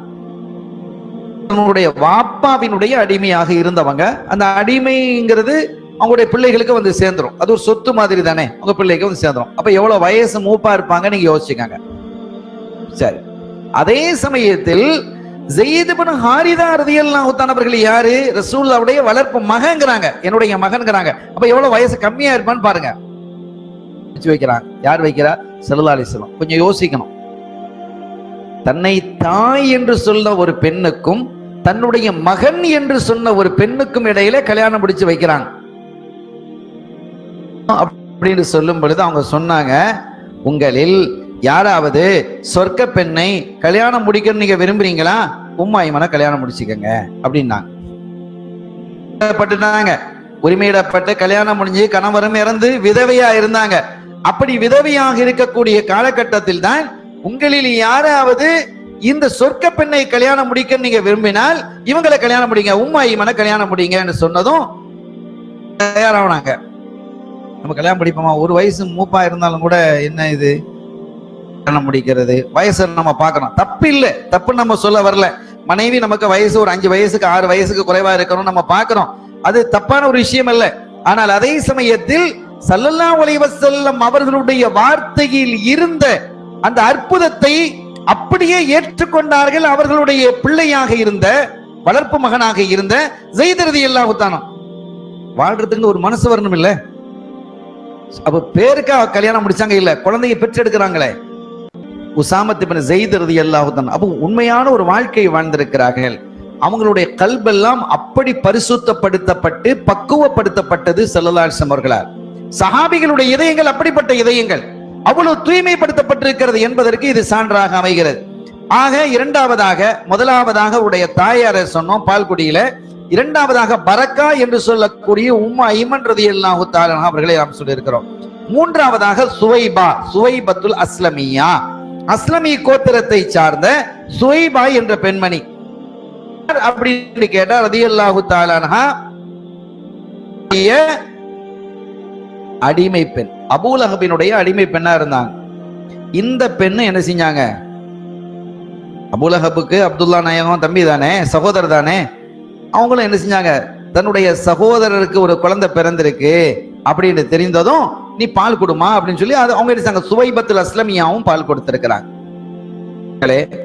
இந்த சுவைபத்துல் அஸ்லமியா ரலியல்லாஹு தஆலா அன்ஹா 6-7 பேர் பால் கொடுத்திருக்கிறாங்க. பெயரை நம்ம சொல்லி இருக்கிறோம் 3 பேர், 4வது ஒரு பேர் இருக்குது, அது ரொம்ப முக்கியமானது, இன்ஷா அல்லாஹ் நம்ம சொல்லுவோம். ஆக இந்த சுவைபத்துல் அஸ்லமியா ரலியல்லாஹு தஆலா அன்ஹா அவர்களை குறித்து ஒரு செய்தி இருக்கு. ஒரு கட்டத்துல உம்மு ஹபீபா நாயகி ரலியல்லாஹு தஆலா ரசூலுல்லாஹ்வுடைய மனைவியார், அவங்க சொல்றாங்க, நாயகமே என்னுடைய சகோதரியை நீங்க கல்யாணம் முடிச்சுக்கங்களேன் அப்படிங்கிறாங்க. என்னுடைய தங்கச்சியை நீங்க கல்யாணம் முடிங்களேன் அப்படின்னு சொல்றாங்க. நீ விரும்புறியான்ற ரசூலுல்லாஹ் கேட்கிறாங்க, அந்த பெண்ணை கல்யாணம் முடிக்கிறதுக்கு நீ விரும்புறியா, உன் தங்கச்சியை கல்யாணம்? ஆமா நாயகமே, ஏண்டா நான் இன்னைக்கு உம்முல் மோமினீன், மோமீன்களுடைய தாய் என்ற அந்தஸ்தை அடைஞ்சிருக்கிறேன். அதே மாதிரி அந்த மகத்தான பாக்கியத்தை பலரும் அடைஞ்சிருக்கிறாங்க, என் தங்கச்சியும் அடையணுங்கிறது எனக்கு ஆசை இருக்காதா? ஸல்லல்லாஹு அலைஹி வஸல்லம் அவர்களுடைய மனைவியாக அமைவது என்பது ஒரு பெரிய பாக்கியம் இல்லையா? எவ்வளவு பெரிய பாக்கியம். யா நிசா அன்-நபியி லஸ்துன்ன கஅஹதி மினன் நிசா, உங்களுடைய மனைவிமார்களை நீங்கள் மற்ற பெண்களை போன்று அல்லங்கறான் அல்லாஹ் குர்ஆன்ல. அவங்கள போல இல்ல நீங்க, உங்களுக்குன்னு தனி மரியாதை அந்தஸ்து இருக்குங்கிறது அல்லாஹ் குர்ஆன்ல சுட்டி காட்டுறான். ரசூலுல்லாஹ்வுடைய மனைவி என்பதற்காகவே அவர்களுடைய அந்தஸ்து அதிகமாயிடுது, நமக்கெல்லாம் தாயா ஆயிட்டாங்க. எனவே என்னுடைய அதையெல்லாம் கருத்திலே கொண்டுதான் உம்மு ஹபீபா நாயகி, அவங்களுடைய அசல் பேர் ரம்லா, அவங்களுடைய அசல் பேர் ரம்லா, இதெல்லாம் பின்னால நம்ம சொல்ல இருக்கிறோம் இன்ஷா அல்லாஹ் அவங்களுடைய வரலாறுகளை. இந்த உம்மு ஹபீபா நாயகி தன்னுடைய தங்கச்சியை கல்யாணம் முடிச்சு வைக்கணும், அபூ சுஃபியானுடைய மகளை கல்யாணம் முடிச்சு வைக்கணும் அப்படின்னு விரும்பினாங்க. ஸல்லல்லாஹு கேட்கறாங்க, உனக்கு அது விருப்பமா இருக்கான்னு கேட்டாங்க. ஆமா நாயகமே, எனக்கு விருப்பமா இருக்கு, அவளுக்கு அந்த பாக்கியம் கிடைக்கணும் அப்படின்னு. அப்ப சொன்னாங்க, அது தடை. சகோதரிகளை என்ன செய்யக்கூடாது, அக்கா தங்கச்சியை ஒருத்தர் ஒரே நேரத்தில் கல்யாணம் முடிக்க முடியாது. ஒன்று ஒரு கல்யாணம் முடிக்கலாம் ஷரியத்துல, அல்லது ஒருத்தர் ஒரு மௌத்தாயிட்டாங்க, ராத்தாக்காரி மௌத்தாயிட்டாங்க, இப்ப தங்கச்சியை முடிச்சுக்கலாம். ஒரே நேரத்தில் சகோதரி 2 பேர் மனைவியாக என்ன செய்ய முடியாது, ஒருவருக்கு மனைவியாக இருக்க முடியாது என்று ஸல்லல்லாஹு அலைஹி வஸல்லம் அவர்கள் குறிப்பிட்டு காட்டிய பொழுது, அப்போ அவங்க சொன்னாங்க, நாயகமே நீங்க ஒரு திருமணம் முடிக்க விரும்புறதாக நான் கேள்விப்பட்டேன், அதனால தான் நான் இதை சொன்னேன். நீங்க அபூ சலமாவினுடைய மகளை கல்யாணம் முடிக்க விரும்புறீங்களாமே, அபூ சலமாவினுடைய மகளை திருமணம் முடிக்க விரும்புவதாக நான் கேள்விப்பட்டேன் என்று சொன்ன பொழுது அந்த சொன்னாங்க ஸல்லல்லாஹு அலைஹி வஸல்லம், அந்த செய்தி பிழையானது, அந்த செய்தி பிழையானது. அபூ சலமாவினுடைய மகள் யாரு? உம்மு சலமா. அபூ சலமா, உம்மு சலமா, இந்த 2 பேருக்கும் பிறந்த ஒரு பொம்பளை பிள்ளை சலமா. இந்த பெண்ணை நான் கல்யாணம் முடிக்கணும்னு சொன்னா, உம்மு சலமா என்னுடைய மனைவியா இருக்கிறாங்க. அபூ சலமா மௌத்தானதற்கு பிறகு அந்த உம்மு சலமாவை நான் முடித்துக் கொண்டேன். என் மனைவியினுடைய மகள், நான் கல்யாணம் முடிக்க முடியாது. அவன் என்னுடைய மடியில வளரக்கூடிய பிள்ளை இல்லையா, என்னுடைய வளர்ப்பு பிள்ளை ஆயிட்டா. என் மனைவியின் மகளை நான் கல்யாணம் முடிக்க முடியாது. அடுத்துதான் முக்கியம், அந்த செய்தி வருது. அடுத்து சொன்னாங்க, அப்படியே ஆகும் என்று இருந்தாலும் இன்னொரு கட்டத்திலையும் அந்த பெண்ணை நான் கல்யாணம் முடிக்க முடியாது. ஏன் தெரியுமா? அபூ சலமாவும் அந்த பிள்ளையினுடைய வாப்பா அபூ சலமாவும் நானும் சுவைபாவிடம் பால் குடிச்சிருக்கிறோம் அப்படின்னாங்க. நாங்க 2 பேருமே சுவைபா, அபூ லஹபினுடைய அடிமை பெண்ணாக இருந்த சுவைபாவிடம் பால் குடிச்சிருக்கிறோம். எனவே என்னுடைய சகோதரர் மகள், பால் குடி சகோதரர் மகள். இதில் இருந்துதான் இந்த முர்லாத், இந்த ரலாத்தினுடைய பால் குடியினுடைய சட்ட திட்டங்களை ஃபுகஹாக்கள் நமக்கு தெளிவுபடுத்தி தர்றாங்க. எனவே அபூ சலமாவை பொறுத்தவரை, அபூ சலமா யாரோ எவரோ இல்லை, என்னுடைய பால் குடி சகோதரர். நானும் அவரும் சுவைபாவிடம் பால் குடிச்சிருக்கிறோம். எனவே அப்பவும் கல்யாணம் முடிக்க முடியாது. என் சொந்த சகோதரனுடைய மகளை நான் கல்யாணம் முடிக்க முடியாத மாதிரி பால்குடி சகோதரனுடைய மகளையும் திருமணம் முடிக்க முடியாது. எனவே அந்த தகவல் சரியானது அல்ல என்று ஸல்லல்லாஹு அலைஹி வஸல்லம் அவர்கள் குறிப்பிட்டு காட்டிய அந்த சுவைபத்துல் அஸ்லமியா சம்பந்தமான ஒரு செய்தி ஹதீதுகளில் இடம்பெற்றிருக்கிறது. குறிப்பாக புகாரியிலே இது இடம்பெறுகிறது. அபூ லஹப் மூத்தாயிட்டார். அவருடைய மரணம் இருக்கே ரொம்ப டிஃபரெண்டான ஒரு நிலை. அது சொல்றதா இல்லையாங்கிற அது அந்த நேரத்தில் நம்ம பார்க்கலாம் இன்ஷா அல்லாஹ். அப்படி மரணித்ததற்கு பிறகு அவரை அவர்களுடைய குடும்பத்தில் ஒருவர் கனவிலே கண்டார். இது ஹதீதுல வருது. அபூ லஹப கனவுல கண்டார். ரசூலுல்லாஹ் மேல மண்ணலி போட்டார் இல்லையா, தப்பத் யதா சொல்லி வருது குர்ஆன். தப்பன் லக ஹாதா ஜமாத்தனா. இந்த செய்திகள் பின்னால வர இருக்குது. சுவைபா என்ற இந்த பால்குடி தாயுடைய செய்தி வந்ததால் இந்த செய்தியை நாம் முன்வைக்கிறோம். அவர் கனவுல ஒருத்தர், குடும்பத்தில் ஒருவர் கனவிலே கண்டார். உங்க நிலைமை எப்படி அபூ லஹப், உன்னுடைய நிலைமை எப்படி இருக்கிறது என்று கேட்ட பொழுது அபூ லஹப் சொன்னார், ஷர், ரொம்ப கடினமான நிலையில், கேவலமான நிலையில், கடுமையான வேதனையில் நான் ஆழ்ந்து கிடக்கிறேன். ஆனாலும் சுவைபாவை நான் விடுதலை செய்தேனே அந்த நாள் திங்கட்கிழமையை தவிர. இது பல ஹதீதுகளிலும் புகாரியிலும் இருக்கு, வேற ஹதீதுகள் இருக்கு. எல்லாத்தையும் சேர்த்து அதனுடைய சேகரத்தை நான் சொல்றேன். அதை தவிர எதற்காக விடுதலை செய்தார் என்றால், அப்துல்லா ரலியல்லாஹு அன்ஹு மௌத்தாயிட்டாங்க. ஸல்லல்லாஹு அலைஹி வஸல்லம் வாப்பா மௌத்தாயிட்டாங்க. அப்படி மௌத்தானதற்கு பிறகு இவங்க குழந்தை உண்டாயிருக்கிறாங்க. அவங்களுடைய ஆமீனா நாய் குழந்தை உண்டாயிரு, ஸல்லல்லாஹு அலைஹி வஸல்லம் பிறந்துட்டாங்க. அப்படி பிறந்த செய்தியை நேராக இந்த அடிமை பெண் அபூ லஹபிடம் வந்து சொல்கிறார். அபூ லஹபிடத்துல உங்களுடைய சகோதரர் அப்துல்லாவுக்கு ஒரு அழகான ஆண் குழந்தை பிறந்திருக்குது என்று சொன்னதும் அவருக்கு சந்தோஷம் தாங்க முடியல. பிறந்த நாள் கொண்டாடுறது மீலாது. அந்த மீலாது செய்தியை சொன்னதை கேட்டதும் அபூ லஹப் குதூகலிச்சு சந்தோஷம் அடைந்து, உன்னை நான் விடுதலை செய்து விட்டேன், ஆதத்துகி, நான் உன்னை விடுதலை செய்து விட்டேன் என்று அபூ லஹப் சொன்னார். அந்த ஒன்றுக்காக திங்கக்கிழமை மட்டும் அபூ லஹபுக்கு வேதனை இல்லை. தன்னுடைய சகோதரனுடைய மகன் தூதர் என்ற அறியாமலேயே ஒரு மீலாது விழாவை அவர் கொண்டாடிட்டார். இப்படி சொன்னாரு, இப்படிதான் அவர் சொல்லியிருக்கிறார், உன்னை அத்தக்துக்கி, உன்னை நான் விடுதலை இட்டு விட்டேன் என்று சொன்னதும் அந்த வெள்ளி திங்கக்கிழமை தானே, இந்த இடத்திலிருந்து ஒரு அற்புதமான நீர் சுரக்கிறது, ஆனம் சுரக்கிறது, அதை நான் அருந்துகிறேன். எல்லா நாளும் திங்கக்கிழமையா இருக்காதான் நான் விரும்புறேன் என்று சொல்லியிருக்கிறேன். பெருமக்களே, இந்த சுவைபாவை இந்த அபூ லஹப் பின்னால எவ்வளவு பெரிய கஷ்டப்படுத்தினாரு, எவ்வளவு பெரிய துன்பப்படுத்தினாரு. இதுல பெரிய வேடிக்கை என்னன்னு பாருங்க. ஸல்லல்லாஹு அலைஹி வஸல்லம் தன்னை நபின்னு பிரகடனப்படுத்துறாங்க. பொழுது இவர் மண்ணலி போட்டாரு. தப்பல்ல காலி ஹாதா ஜமாஅத்தனா, இதற்காகவா எங்களை கூப்பிட்டாய் என்று ரசூலுல்லாஹ் மேல மண்ணலி போடுறார். தப்பத்தியதா அபீல் ஹபின் தப், நாசமாக்கட்டும், நாசமாகி விட்டது என்று அல்லாஹ் சொல்றான். நாசமாகி விட்டது என்ற சொன்ன கையில் இருந்துதான் அந்த மதுரமான பானமும் வருகிறது.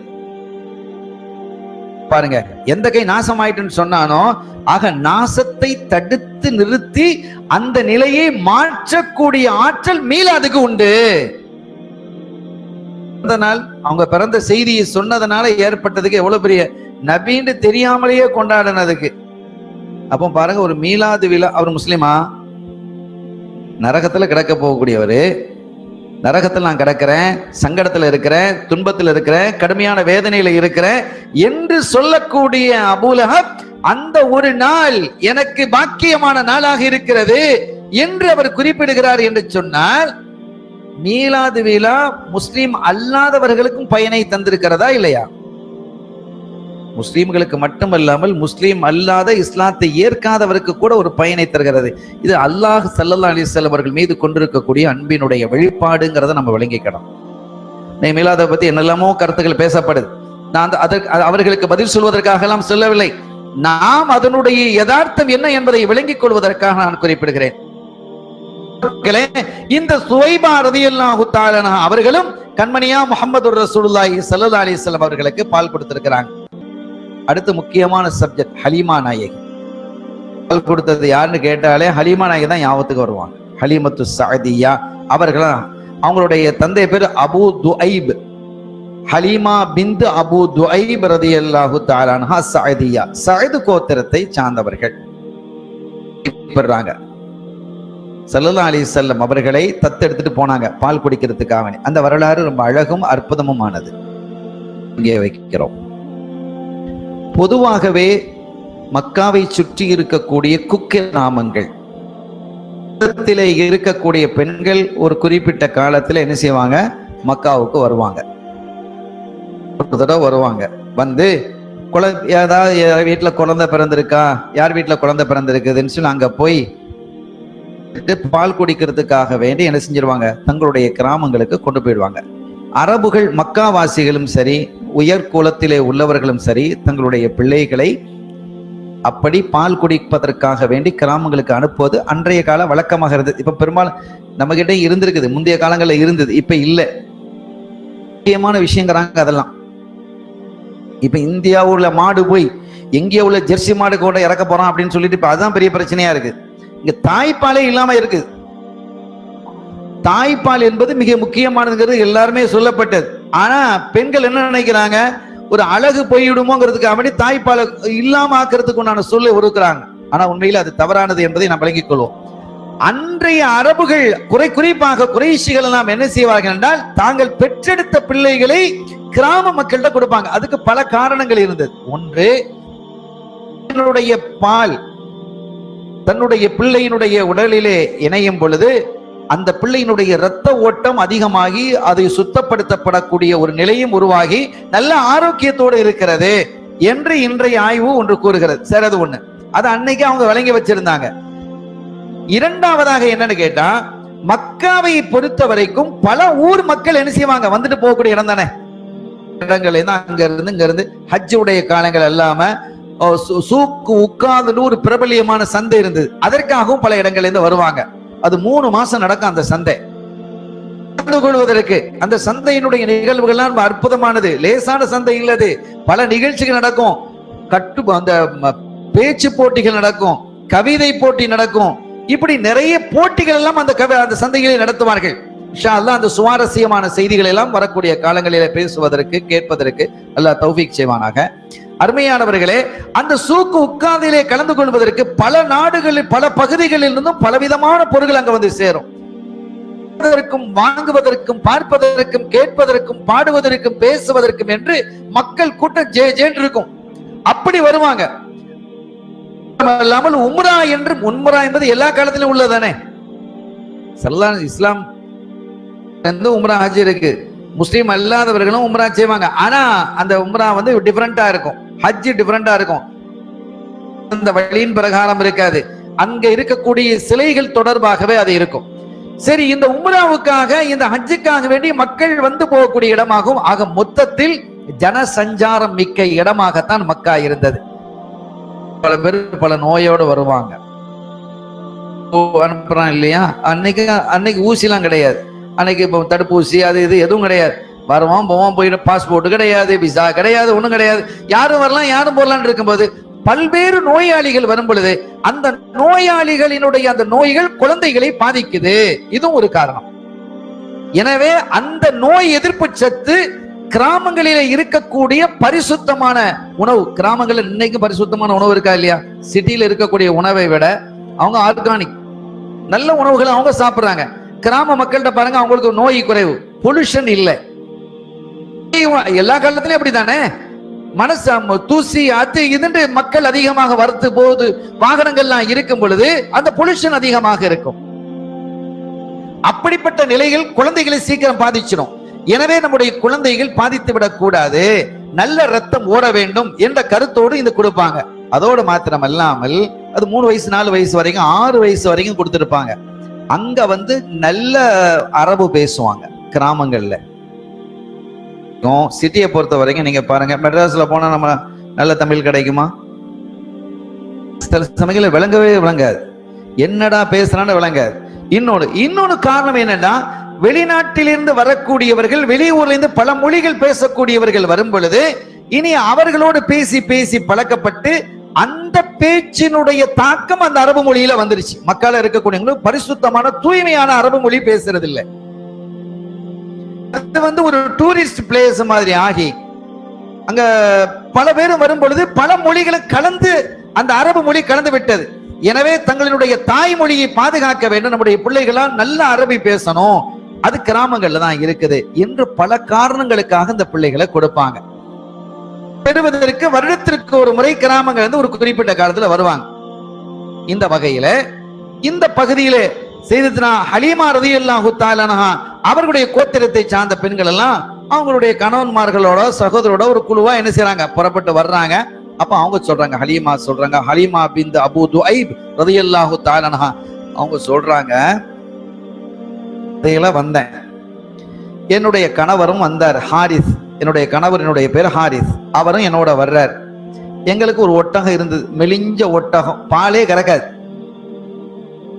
அந்த ஒட்டகத்துல அவர் வர்றார் இருந்தான். அந்த பிள்ளையும் வச்சுக்கிட்டு நாங்க என்ன செய்யறோம், ஒரு பிள்ளையும் வச்சுக்கிட்டு தான் நாங்க வர்றோம். ஆனா என் பிள்ளைக்கு கூட பால் கொடுக்கறதுக்கு உண்டான சக்தி இல்லை, என் கழுதையும் சரியான உணவு இல்லை, நாங்க வறுமையில இருந்தோம், தேடி வர்றோம் என்று கேட்டா இங்க குறைஷிக்கெல்லாம் ஓரளவு வசதி வாய்ப்புகளோட இருக்கிறாங்க, பிள்ளைகளை வாங்கிட்டா அவங்க மூலமாக நமக்கு கொஞ்சம் பரக்கத்து கிடைக்கும் அப்படிங்கிற அடிப்படையில் ஒரு இதெல்லாம் நல்ல விஷயங்கள் தானே, பரக்கத்து கிடைக்குங்கிறதுக்காக நாங்க வந்தோம். நாங்க என்னுடைய ஒட்டகம் என்னுடைய வெள்ளை கழுதை இந்த ரெண்டுமே ரொம்ப டல் அடிச்சு வந்ததுனால என்னுடைய தோழிகள்லாம் எனக்கு முந்தி போயிட்டாங்க. ஒரு வெளியில வந்து ஒரு இடத்துல கூடாரம் அடிச்சு தங்குவோம். நான் வந்து சேரும் பொழுதெல்லாம் கூடாரம் அடிச்சாச்சு, என்னுடைய தோழிகள்லாம் பிள்ளைகள் பிள்ளைகளை தேடி போயிட்டாங்க. எல்லாருமே ஸல்லல்லாஹு அலைஹி வீட்டுக்கு போயிருக்கிறாங்க, ஆமீனா வீட்டுக்கு போயிருக்கிறாங்க. தெரியுமா, இந்த கூலிக்காக வேண்டிய பிள்ளைகளை பெற வரக்கூடிய இந்த செவிலி தாய்கள் என்ன செய்வாங்க, இந்த பிள்ளைக்கு அத்தா இருக்கா வாப்பா இருக்கா, அபுன் லஹு அபுன் அல்லது லஹா அபுன், இந்த குழந்தைக்கு வாப்பா இருக்கான்னு சொல்லி கேட்பாங்க. மாட்டாங்க. ஏன் எடுக்க மாட்டாங்க அப்படின்னு கேட்டா காசு கிடைக்காது, சரியா கஷ்டத்துல தானே வர்றாங்க. அப்ப அவங்களுடைய நோக்கம் அதிலே நிறைவேறாது என்பதால் வந்த அத்துணை பெண்களும் ரசூலுல்லாஹ் வீட்டுக்கு போயிருக்கிறாங்க. அங்க எங்கெல்லாம் குழந்தை பிறந்திருக்குன்னு ஒரு லிஸ்ட் எடுத்துருவாங்க அவங்க, ஏன்னா அந்த துறையில தான் அவங்க இருக்கிறாங்க. இப்ப எங்கெல்லாம் பிள்ளை இருக்கு அப்படின்னு கேட்டு அந்த லிஸ்ட் எடுத்துக்கிட்டாங்க. எடுத்துட்டு ஒவ்வொருத்தரா போறாங்க. போனா எல்லாருமே வேணாம் வேணாம் வேணாம் வேணாடு பாக்கியத்தை அந்த மக்கள் எல்லாம் இழந்திருக்கிறாங்க பாருங்க. கடைசியாக நானும் போனேன், எல்லாரும் விட்டுட்டு போயிட்டாங்க, நானும் போயாச்சு. எல்லாருக்கும் புள்ள கிடைச்சிருச்சு, ஆளுக்கு ஒரு புள்ள எடுத்துட்டு வந்துட்டாங்க. நானும் போய் பார்த்தேன், நானும் வேணாண்டு வந்துட்டேன். ஹலீமா நாயும் வேணாண்டு வந்துட்டாங்க. வேணாண்டு வந்ததுக்கு பிறகு கூடாரத்துக்கு வந்துட்டா இங்க எல்லாருக்கும் பிள்ளைகள் கிடைத்து விட்டது. ஆளுக்கு ஒரு பிள்ளைய வச்சுக்கிட்டு வராமல் வந்த ஒரே நபர் நான் மட்டும்தான்.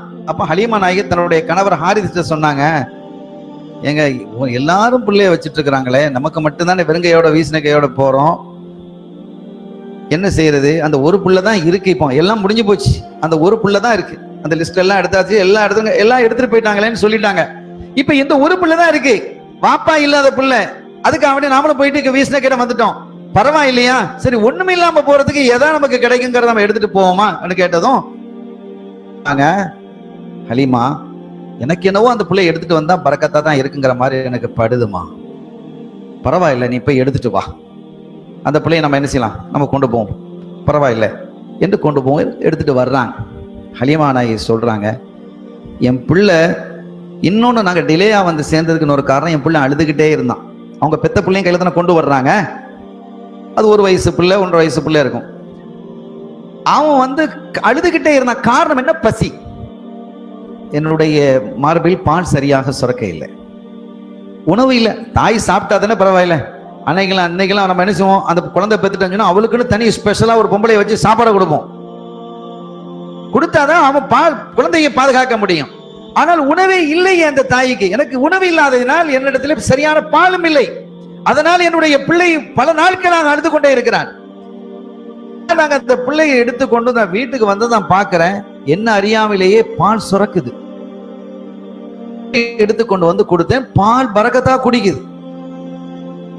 இடது பகுதியிலே கொடுத்ததுக்கு பிறகு இடது பகுதியிலே கொடுக்கும் பொழுது குடிக்க மறுத்து விட்டது. இடது பாகத்தில் என்னுடைய மார்பகத்தில் பால் குடிக்கவில்லை. பரவாயில்லமா தாங்கம்மான்னு சொல்லி வாங்கிட்டு வந்துட்டேன். வந்தா என்னுடைய கூடாரத்துக்கு வந்ததுக்கு பிறகு பிள்ளைக்கு பால் கொடுப்போமே என்று பார்த்தால் பால் சுரக்கிறது, அப்படி வயிறு நிரம்ப சாப்பிட்டது. இடது பக்கமாக மாத்தி கொடுப்பாங்களா இல்லையா, அப்படி கொடுக்கும் பொழுது குடிக்க மறுத்து விட்டது. நான் எவ்வளவு பதக்கம் பிடிக்கல. நான் பால் குடித்த காலம் எல்லாம் இடது பக்கத்தில் அது என்ன செய்யல, குடிக்க இல்லை.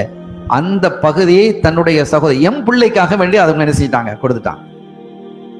குழந்தையிலேயே கூட ஒரு பகுதியில் பாலை அருந்து விட்டு இன்னொரு பகுதியை தனக்கு தன்னுடைய செவிலி தாயாக இருக்கக்கூடிய அவங்க பிள்ளைக்கு, நான் பெத்த பிள்ளை அதுல குடிக்க ஆரம்பிச்சு.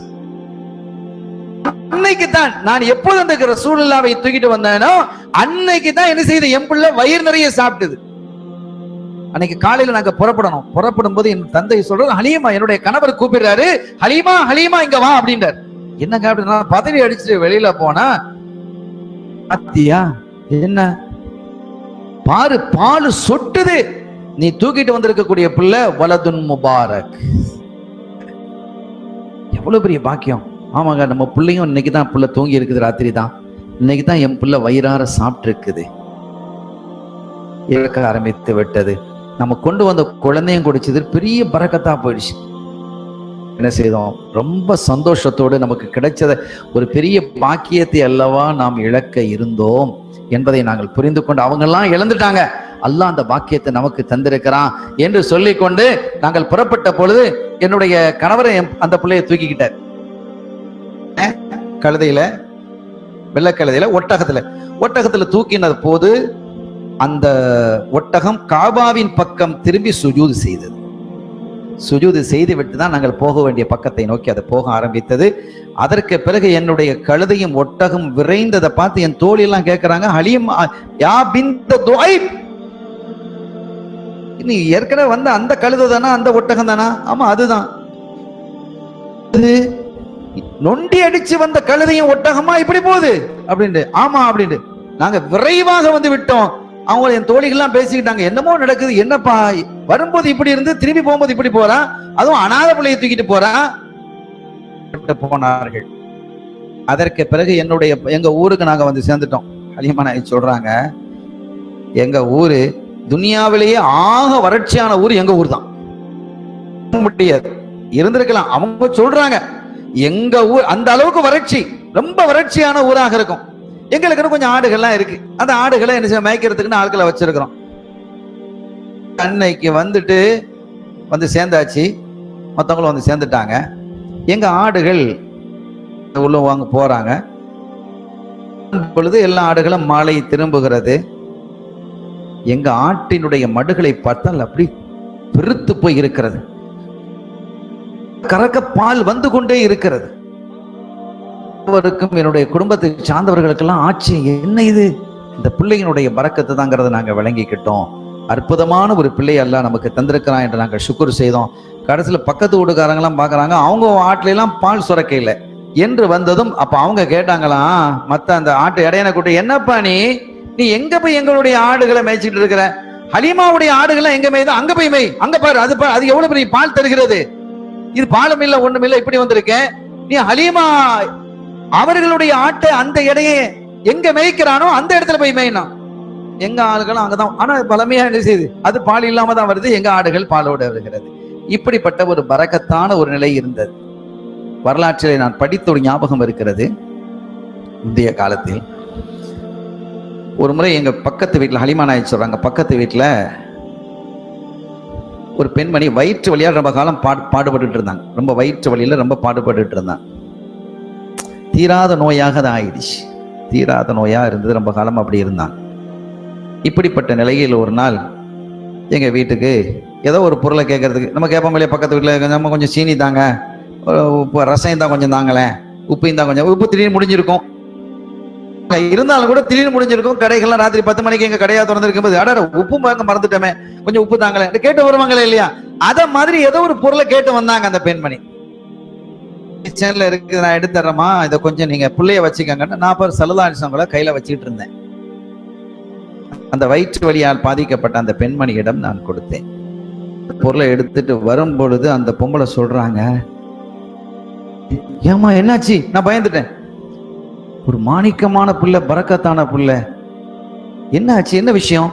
நான் கையில நீங்க தந்துட்டு போனீங்களா, அந்த பிள்ளையினுடைய கை என்னுடைய வயிற்றிலே பட்டது, ஒரு குளிர்ந்த நிலை ஏற்பட்டது, என்னுடைய வயிற்று வலி தொலைந்து போய்விட்டதுன்னா. பல வருடங்களாக நான் பட்ட கஷ்டம் நீங்கிடுச்சு, அருமையான பிள்ளையா இருக்குது. என்ன இதுதான் உங்களுக்கு இவ்வளவு பெரிய செல்வத்தையும் பரக்கத்தையும் கொண்டு வந்திருக்குது, ஆடுகள் பரக்கத்தாயிடுச்சு, உங்க வீட்டுல செழிப்பாயிடுச்சு எல்லாம். அப்பா அவங்க சொன்னாங்க, ஆமா உண்மை, அது பரக்கத்தான பிள்ளை. அந்த பிள்ளை வந்ததுக்கு பிறகுதான் எங்க வீட்டுல இவ்வளவு பெரிய செழிப்பும் இவ்வளவு பெரிய பரக்கத்தும் இருக்கிறது என்று அவர்கள் குறிப்பிட்டு காட்டினார்கள். அருமையான பெருமக்களே, கொஞ்சம் பிள்ளை அவங்க வளர ஆரம்பிச்சாங்க. அவங்களுடைய வளர்ச்சிங்கிறது ஆச்சரியமான அபூர்வமான வளர்ச்சியாக இருந்தது. ஹலீமா நாயகி சொல்றாங்க, ஆனா பாக்குறதுக்கு ரசூலுல்லாஹ் மூத்தவங்கள மாதிரி தெரிவாங்க. அவ்வளவு புஷ்டியா அழகா வளர்ந்தாங்க. அவ்வளவு அழகு, அவ்வளவு நல்ல புஷ்டியா ஆரோக்கியமா இருந்தாங்க. மூத்த மகளும் ஒரு பெண்மணி இருந்தார், கொஞ்சம் பெரிய பிள்ளை. 2 பேரையும் என்ன செய்யறது, அனுப்புறது. ஒரு நாள் நான் வர்றேன், பிள்ளை என்ன இடையான பாக்குறதுக்கு ஆட்டு, அவங்களும் ஆட்டை கூட்டிட்டு போவாங்க. என் பிள்ளைகளும் சில சமயங்கள்ல ஆடு மேய்க்கும். அந்த ஆடை மேய்க்கிறது என் மகளோட நான் அனுப்புறது. மகளோட அந்த 2 பேரையும் அனுப்பி இருக்கிறேன். பார்க்கணும்னு ஆசை வந்தது. அந்த பரக்கத்தான பிள்ளைய ரசூலுல்லாஹ்வை பார்க்கறதுக்காக நான் வர்றேன். என் மக வெயில் நின்றுக்கிட்டா. என்ன வெயில் நின்றுக்கிட்டா? பிள்ளை நீ வெயிலையா வச்சிருக்கிறான். அந்த பிள்ளைக்கு பாரு, வந்துட்டாலே தனியாக ஒரு மேகம் வந்து அந்த பிள்ளைக்கு என்ன செய்யுது, நிழல் கொடுக்குது. தம்பி விளையாடுறதுக்காக அங்க போனா அங்க நிழல் வருது, இங்க வந்தா அங்க நிழல் வருது. இப்ப அவர் ஓடிக்கிட்டு விளையாடிட்டு வந்து இங்க வந்து நின்றுட்டாரா, அங்க வந்து அந்த மேகமும் நின்றுகிடுச்சு. இப்னு இஸ்ஹாக் போன்ற கிரந்தங்கள் எல்லாம் இந்த தகவலை சொல்லி காட்டுகிறது. அங்க வந்து அந்த மேகம் வந்து நின்றுடுச்சு. நீங்க பாருங்க, என்னைக்கு வெயில் என்றார், நாங்க தான் வெயில காயிறோம், அவங்க வெயில் இல்லாம தான் இருக்குது. மேகம் அப்படி வந்து பார்த்து ஆச்சரியப்பட்டு போனாங்க. இருக்கிறாங்களே அந்த ஹலீமா நாயகியுடைய மகள் அவர்கள் ஹிஜ்ரி 8ஆம் ஆண்டு ஃபத்ஹு மக்கா வெற்றி அடைந்ததற்கு பிறகு, ஃபத்ஹு மக்கா ரமதான், இந்த ஹுனைன் பகுதிகளை இன்னைக்கு ஜியாரானாக்கு போறாங்களே, படா உமரான் போவாங்க, அந்த ஏரியா தான் ஹுனைன் பகுதி. அந்த பள்ளிக்கு பக்கத்துல கொஞ்சம் நகண்டு பார்த்தா ஒரு மஞ்ச பெயிண்ட் அடிச்ச ஒரு கோட்டை இருக்கும், நீங்க பார்க்கலாம்.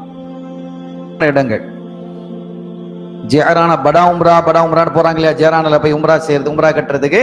அங்க போகும்போது நீங்க கொஞ்சம் பக்கத்துல பார்த்தா தெரியும், ஒரு மஞ்ச பெயிண்ட் அடிச்ச ஒரு கோட்டை இருக்கும். நடந்த பகுதி, அதுல சஹாபிகள், ஷஹீதான சஹாபிகள் அங்க அடக்கப்பட்டிருக்கிறாங்க. இந்த பள்ளியினுடைய வாசலை ஏறுறவன் அதற்கு வலது பக்கத்துல ஒரு கிணறு இருக்கும்.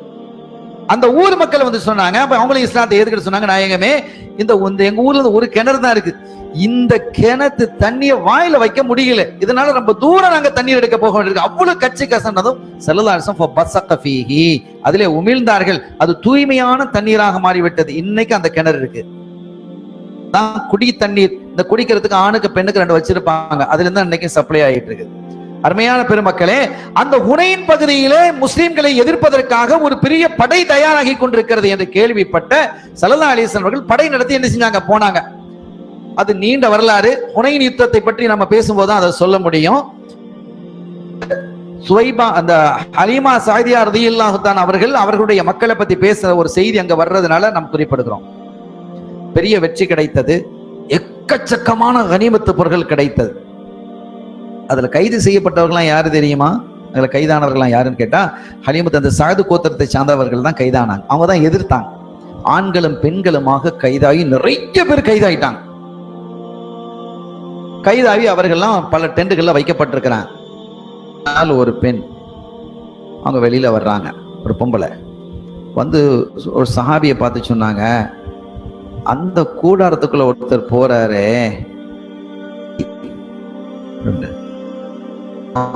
அப்படின்னு இந்த சஹாபி கேட்கிறாங்க. அதோ தூரத்துல தெரியுது அந்த கூடாரம், அதுக்குள்ள போறதை நான் பார்த்தேன், என் தம்பி தான் போனாங்க, நான் உங்களோட பேசணும். ஒண்ணு பேசுற நீ தம்பிண்டு, அது யாரு கூடாரம் தெரியுமா? அதெல்லாம் தெரியாது, என் தம்பி தான். நீ யார பார்த்தா? அதுக்குள்ள போனாங்க, நான் பார்த்துட்டாங்க, வேற யாரும் உள்ள போயிருப்பாங்களோ. இந்த சஹாபி அங்க வந்து பார்த்தா ஸல்லல்லாஹு மட்டும் தான் இருக்கிறாங்க. ஒரு பொம்பளை உட்காந்துக்கிட்டு உங்களை தம்பி தம்பின்னு சொல்றான், தம்பின்னு சொல்றா, கூட்டிட்டு வாங்கன்னா நேரம் வந்தாங்க. அந்த சஹாபி கேட்கறாங்க, இவங்களே தம்பின்னு சொன்னா, ஆமா இவங்க என் தம்பி. ஸல்லல்லாஹு கேட்டாங்க, நான் எப்படி உங்களுக்கு தம்பி அப்படின்னு கேட்கறாங்க ஸல்லல்லாஹு அலைஹி வஸல்லம். அவங்க சொன்னாங்க, நாயகமே நான் யாருன்னு தெரியலையா? நான் யாருன்னு தெரியலையா? என் மகள், என் தாய் உங்களுக்கு பால் குடிச்சு தந்திருக்கிறாங்க, உங்களுக்கு பாலூட்டி இருக்கிறாங்க, என்னுடைய சகோதரர் அப்படிங்கும் போது அவங்க சொன்னாங்களாம், ஹலீமாவுடைய மகளாக இருந்தால் நீ என்னுடைய சகோதரி தான். நீ ஹலீமாவுடைய மகள்ங்கிறதுக்கு என்ன சாட்சி, சான்று இருக்கு உங்ககிட்ட? அவங்க கேட்குறாங்க. அப்போ அவங்க என்ன செஞ்சாங்க, இந்த சட்டை இருக்குல்ல, இந்த சட்டை இப்படி என்ன செஞ்சாங்க அப்படின்னு இப்படி உயர்த்தி காட்டினாங்க. நாயகமே இந்த இடத்த பாருங்கன்னாங்க. ஒரு பல்ல மாதிரி சின்ன அடையாளம் இருக்கு. இது என்ன அடையாளம் தெரியுமா? ஒரு தடவை நான் உங்களை தூக்கி வச்சுக்கிட்டு விளையாடிக்கிட்டு இருந்தேன், என் கையை கடிச்சு வச்சுட்டீங்க, அந்த அடையாளம் தான் இதுன்னாங்க. என் கையை கடிச்சிட்டீங்க, அந்த அடையாளம் தான் இது. ஸல்லல்லாஹு அலைஹி வஸல்லம் கடித்த அடையாளத்தை கூட அல்லாஹ் பாதுகாத்திருக்கான். அவங்க சொன்னாங்க ஸல்லல்லாஹு அலைஹி வஸல்லம், இது நான் கடித்த கடியினுடைய அடையாளம் தான் சொன்னாங்க. ஸல்லல்லாஹு அலைஹி வஸல்லம் கடியினுடைய அடையாளம் தான் என்று அவர்கள் குறிப்பிட்டு காட்டினாங்க. சங்கைக்குரிய பெருமக்களே, இந்த அதுக்கு பிறகு சொன்னாங்க, உங்களையும் உங்களுடைய எனக்காக வேண்டி இந்த மக்கள் ஒரு காலகட்டத்தில் என்னை வளர்த்தவங்க, அதனால என்னுடைய பங்குக்கு நீங்க என்ன செய்வீங்க? எனக்கு பங்கு வருமா இல்லையா? இந்த அடிமைகள்லாம் பங்கு வருமே, அதையெல்லாம் நான் இவர்களை எனக்கு பங்குக்கு தந்துருங்க, இந்த குடும்பத்தாரை எனக்கு தந்துருங்க, இந்த பொருட்களை எல்லாம் நான் அவங்களுக்கு எனக்கு கிடைக்கக்கூடிய கனிமத்து பொருட்களை நான் அவங்களுக்கு கொடுத்துட்றேன் என்று சொன்னதும் சொன்னாங்க, நாயகமே உங்களுக்கு பாலூட்டியவர்களை நீங்கள் விடுதலை செய்யும் பொழுது எங்களுக்கு சத்தியத்தையும் சொர்க்கத்தையும் காட்டி தந்தவர்கள் இல்லையா, நேர்வழியை காட்டி தந்தவர்களையா நாங்க ஏன் வச்சிருக்கிறோம், நாங்களும் விடுதலை செய்யறோம், கொடுத்து விடுகிறோம் என்று எழுதுறாங்க. 50,000 கோடி அன்னைக்கு ஸல்லல்லாஹு அலைஹி வஸல்லம் அவர்கள் விட்டு கொடுத்தது 50,000 கோடி திர்ஹமுக்கு சமமானது எழுதுறாங்க. 50,000 கோடி திர்ஹத்துக்கு சமமானது தியாகத்தை செய்தார்கள் என்பதை நாம் வரலாற்றில் பார்க்க முடிகிறது. தொடர்ந்து அற்புதமான செய்திகளை இன்ஷா அல்லாஹ் நாம் வரக்கூடிய காலங்களில் நாம் பார்ப்போம். கண்மணி நாயகம் முஹம்மது ரசூலுல்லாஹி ஸல்லல்லாஹு அலைஹி வஸல்லம் அவர்களினுடைய அற்புதமான வரலாறுகளை அல்லாஹு தாலா பல அறிஞர்களின் மூலமாக இந்த சமூகத்திற்கு கொண்டு வந்து சேர்த்திருக்கிறான். எந்த ஒரு பகுதியும் விடப்படாத அளவிற்கு பேசப்படுகிறது அல்லாஹ். எனவே அதில் முடிந்த வரை நாமும் இன்ஷா அல்லாஹ் அறிந்த வரை சில செய்திகளை நாம் சொல்ல இருக்கிறோம்.